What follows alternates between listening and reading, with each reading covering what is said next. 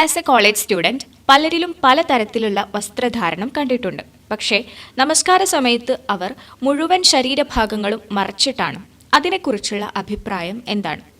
നമുക്കറിയാം, ഒരു സത്യവിശ്വാസിയെ സംബന്ധിച്ചിടത്തോളം അവളാണെങ്കിലും അവനാണെങ്കിലും ഏത് രൂപത്തിൽ വസ്ത്രം ധരിക്കണമെന്ന് കൃത്യമായിക്കൊണ്ട് അള്ളാഹു നമുക്ക് പറഞ്ഞു തന്നിട്ടുണ്ട്. മുസ്ലിം സ്ത്രീയെ സംബന്ധിച്ചിടത്തോളം അവൾക്ക് വിവാഹം നിഷിദ്ധമാക്കപ്പെട്ടിട്ടുള്ള മഹറമുകളായിട്ടുള്ള ആളുകൾക്ക് മുമ്പിലല്ലാതെ അന്യപുരുഷന്മാരുമായി സമ്പർക്കം നടത്തുന്ന സമയത്ത്, നമ്മൾ പബ്ലിക്കിലേക്ക് ഇറങ്ങുന്ന സമയത്ത്, അത് സ്കൂളിലേക്കാണെങ്കിലും കോളേജിലേക്കാണെങ്കിലും നമ്മൾ ഇറങ്ങുന്ന സമയത്ത് ഏത് രൂപത്തിൽ വസ്ത്രം ധരിക്കണമെന്ന് കൃത്യമായിക്കൊണ്ട് അള്ളാഹു പറഞ്ഞു തന്നിട്ടുണ്ട്.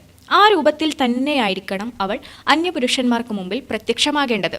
ഹിജാബുമായി ബന്ധപ്പെട്ട് സൂറത്തു നൂറിലും സൂറത്തു ഹിജാബിലും നമുക്ക് ആയത്തിൽ കൃത്യമായിട്ടുള്ള പരാമർശം കാണാൻ കഴിയും. ജിൽബാബ്, ഹിമാറ് പോലുള്ള പദങ്ങൾ ഹിജാബുമായി ബന്ധപ്പെട്ട് അള്ളാഹു വിശദീകരിക്കുന്ന ആയത്തിൽ നമുക്ക് കാണാം.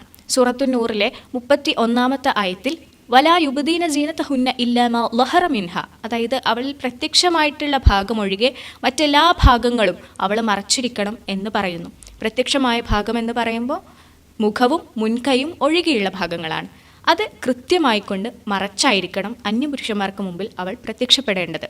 ആർക്കൊക്കെ മുമ്പിൽ അവൾ കൃത്യമായി വസ്ത്രം ധരിക്കണം എന്നുള്ളത് സൂറത്തു നൂറിലെ ആയത്തിൻ്റെ അവസാന ഭാഗങ്ങളിൽ കൃത്യമായി തന്നെ അള്ളാഹു എണ്ണി പറഞ്ഞു തന്നിട്ടുമുണ്ട്.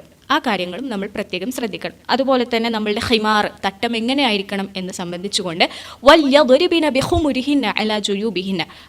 അവളുടെ മാറിടത്തിലേക്ക് തൻ്റെ തട്ടത്തെ ഇറക്കിയിടട്ടെ, അത് നിർബന്ധമായിട്ടും ചെയ്യണം എന്നാണ് പറഞ്ഞിട്ടുള്ളത്. അവിടെ ലാമ് എന്നുള്ള ലെറ്റർ ഉപയോഗിച്ചു. ലാമുൽ അംർ, കൽപ്പിക്കുകയാണ്.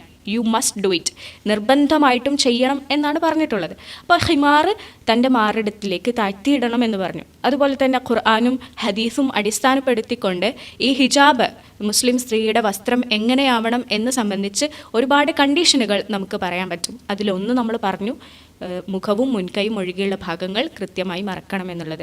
രണ്ടാമത്തത്, കട്ടിയുള്ള വസ്ത്രമായിരിക്കണം അവൾ ധരിക്കേണ്ടത്. അതായത് ശരീരത്തിലെ ഔറത്തായിട്ടുള്ള ഭാഗം, ശരീരത്തിന് ഉള്ളിലുള്ള ഭാഗം പുറത്തേക്ക് കാണാത്ത രൂപത്തിലുള്ള കട്ടിയുള്ളതായിരിക്കണം ധരിക്കേണ്ടത്.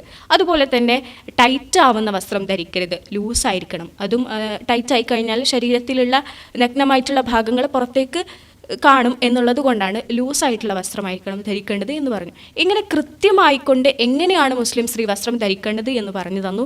അത് നമസ്കരിക്കുന്ന സമയങ്ങളിൽ മാത്രമല്ല, അന്യപുരുഷന്മാർക്ക് മുമ്പിൽ പ്രത്യക്ഷപ്പെടുന്ന സമയത്ത് അവൾ എങ്ങനെയാണ് ചെയ്യേണ്ടത് എന്ന് കൃത്യമായി പറഞ്ഞു തന്നിട്ടുണ്ട്. അത് കോളേജിലേക്ക് പോകുന്ന വിദ്യാർത്ഥിയാണെങ്കിലും ശരി, സ്കൂളിലേക്ക് പോകുന്ന വിദ്യാർത്ഥിയാണെങ്കിലും, മറ്റ് കല്യാണ വീടുകളിലോ മറ്റ് പരിപാടികളിൽ പോകുന്ന മുസ്ലിം സ്ത്രീ ആയിരുന്നാലും ശരി.